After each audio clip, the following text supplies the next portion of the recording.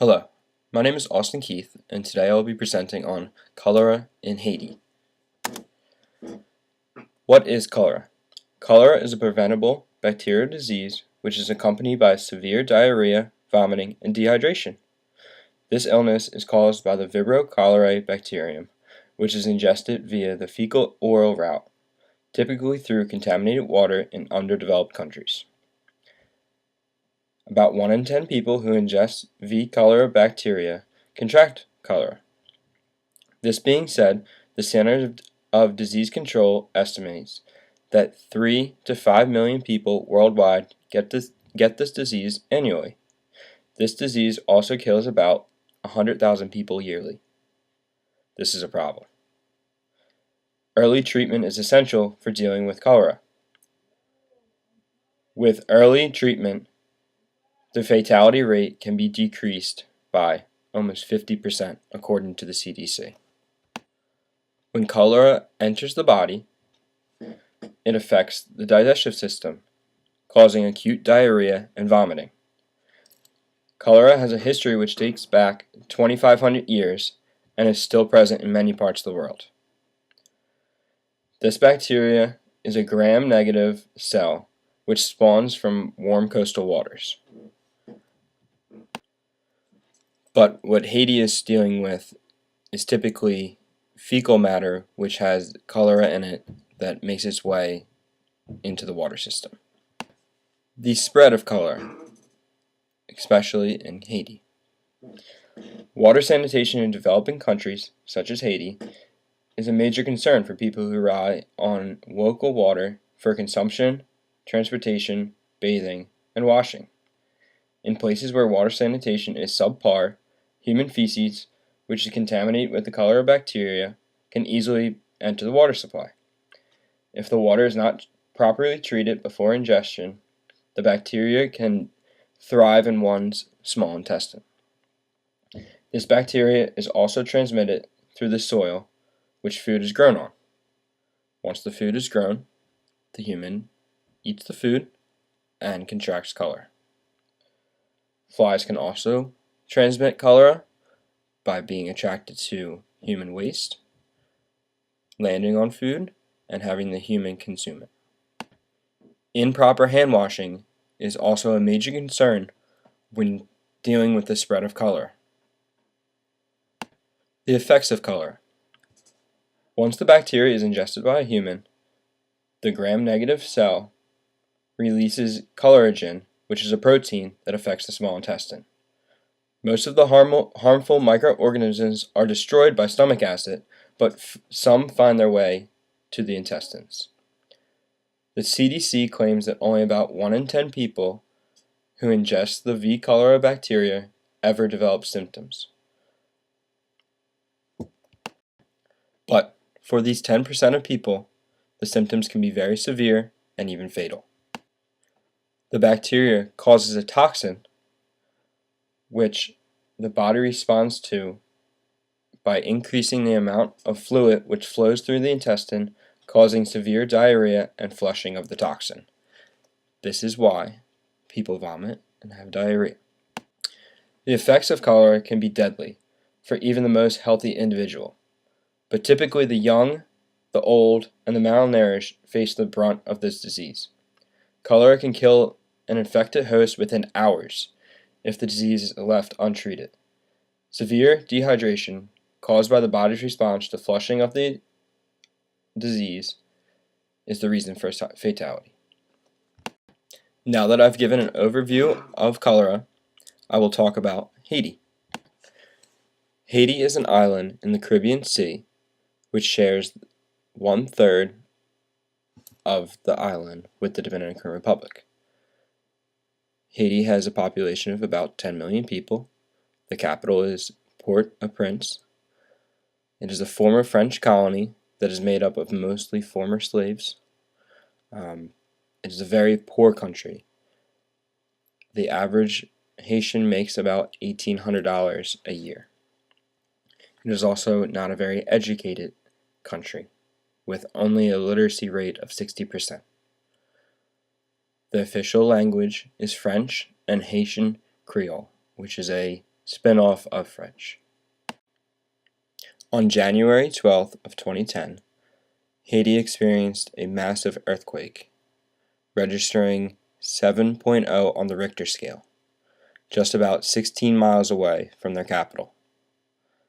The initial shock waves and the destruction that followed killed about 100,000 people. About 3 million people were affected by the blast. But the earthquake was only the beginning of their problems when it comes to cholera. While Haiti was in shambles and seeking world relief, the United Nations sent workers from Nepal. These workers were unknowingly affected by cholera. Given that the infrastructure and the sanitation in Haiti was already very poor, the earthquake made it even worse.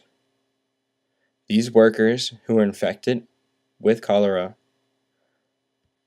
unknowingly started an epidemic. The cholera contaminated the existing water sources, and due to the poor hygiene and lack of water sanitation, many people were infected. The infection spread due to the lack of the infrastructure and the lack of education on what to do when possibly facing an outbreak such as this one. Since the initial outbreak in 2010, over 700,000 people have been infected in Haiti, and over 10,000 people have died. This is still a growing problem, for over 37 people are still dying every month from cholera due to lack of sanitation, and over 2,500 new cases were reported in 2016. Next, I will be showing a video which highlights and demonstrates some of the very severe problems which has come from the cholera outbreak. What should be done to stop this outbreak and stop it from continuing? We should continue the awareness. While after the earthquake in 2010 and then the initial outbreak, there was a lot of support for the Haitians, financially and with time and technological breakthroughs. Since then, it has not been on the world focus. We must learn from our mistakes. We must look at what had been done right and what had been done wrong in the treatment and the outbreak of this disease, and learn from it and apply what we have learned to future situations. We must also develop this nation and help them grow economically and health-wise. They continue to be one of the poorest countries in the nation, one of the least developed, and when a country is underdeveloped, they are more susceptible to infectious diseases such as cholera. We must educate the Haitians and the other people who may help them. We must teach proper cooking methods and sanitation methods. One must be sure that all the water used throughout their daily life is rid of the disease. If a known water source is contaminated, individuals must take extra precautions when using this water. Drink and use sealed bottled water as much as possible. If bottled water is not available, boil the water thoroughly before use. Another method for sterilizing is through the use of chlorine or bleach. Again, the CDC suggests that when sterilizing using bleach, to use 8 drops per gallon and wait at least 30 minutes after treatment to ensure the eradication of any diseases. We must educate the Haitians and the healthcare professionals in Haiti on what to do when they suspect that someone has been infected by cholera. Incubation can drastically reduce the spread of this powerful disease. The World Health Organization recommends that an infected host should be incubated for 2 to 5 days following initial symptoms.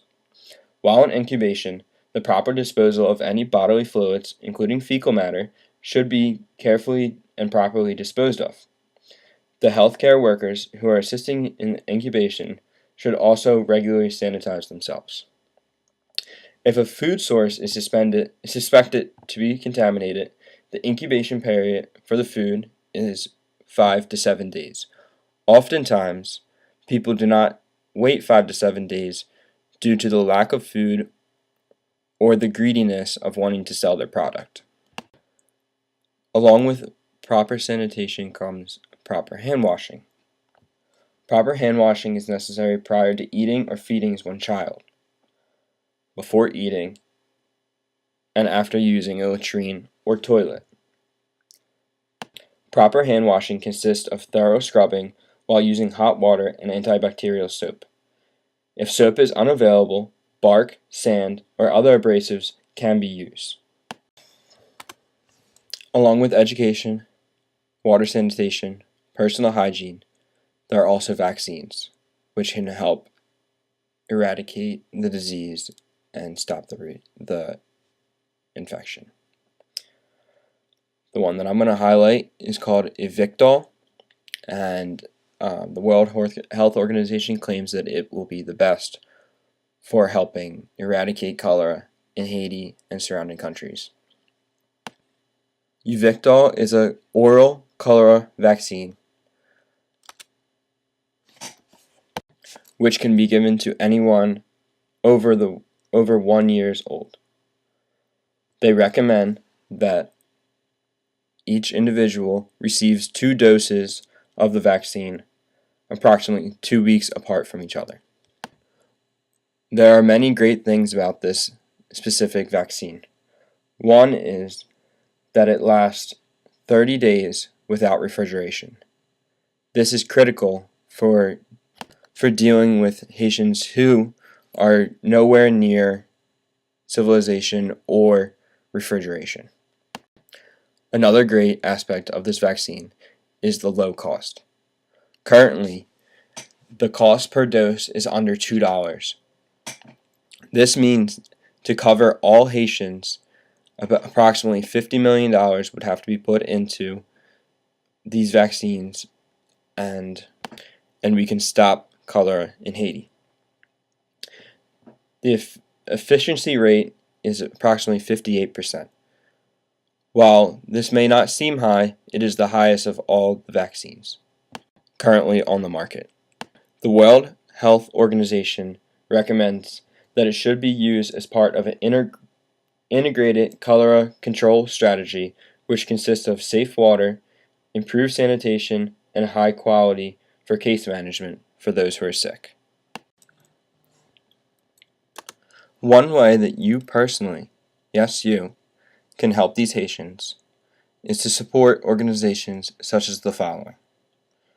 Health for Haiti is an organization which is founded out of Binghamton, New York, which aims to help the overall quality of life of Haitians.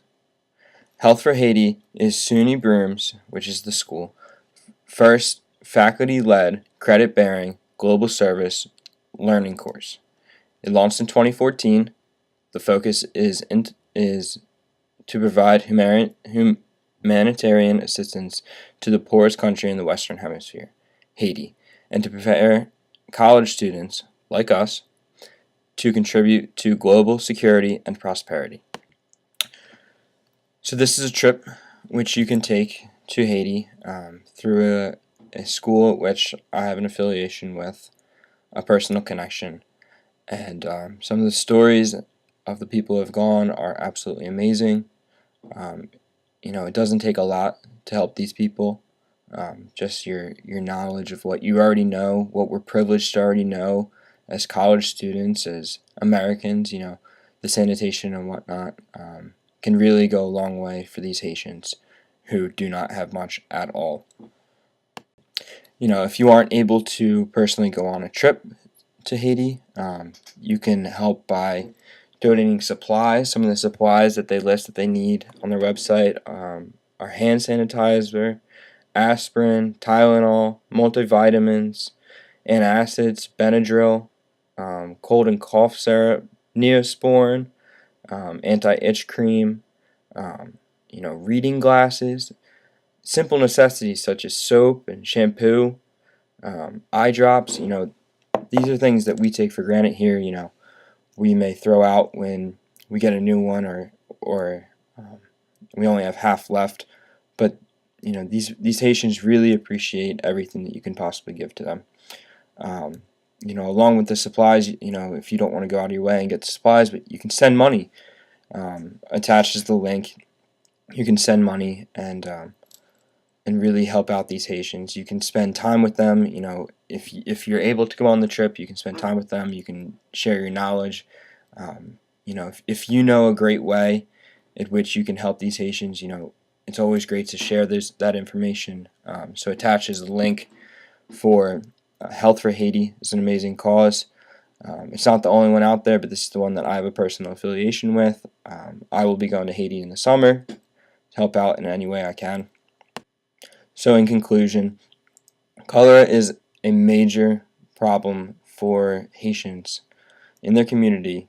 They're fearful of cholera. They're fearful to drink the water. But with simple sanitation and education, we are able to eradicate this disease like we have in America and other westernized countries. Attached is also additional information to brochures, to fact sheets from the UN, from the CDC, and the World Health Organization, as long as a website called stopcholera.org. They have some fantastic stats, facts, stories. You could also go on YouTube and watch any kind of video. So, cholera is a major problem for these Haitians, and it's one that we can tackle, that we can eradicate and make a difference.